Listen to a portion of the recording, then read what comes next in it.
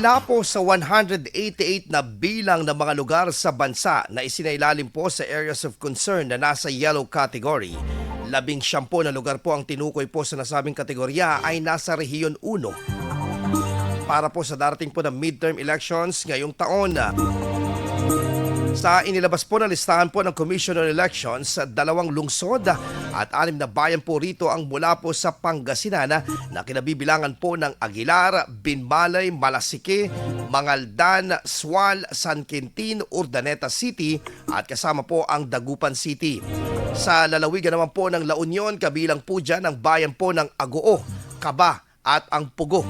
7 lugar naman po ang kasama sa Ilocos Norte, kabilang po dyan ang Corimao, Badok, Lawag City, Pagudpod, Paway, Pasukin at Solsona.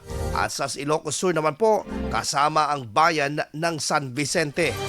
Sa ilalim po ng yellow category, ibig sabihin po ay mayroong mga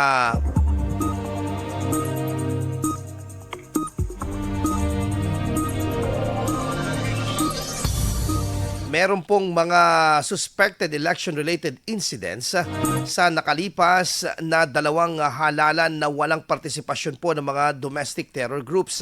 Maliban po dito, ang mga lugar ay dati na ring idineklara ng nasa COMELEC control at posibleng presensya po ng mga armadong grupo o pagkakaroon po ng political rivalries.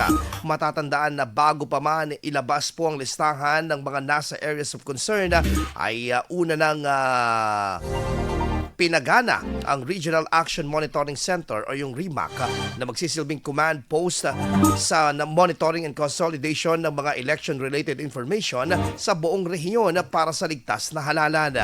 Samantala, maaari pang madagdagan pa ang nasabing bilang sa pagsisimula ng campaign period.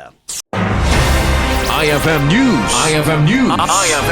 IFM News.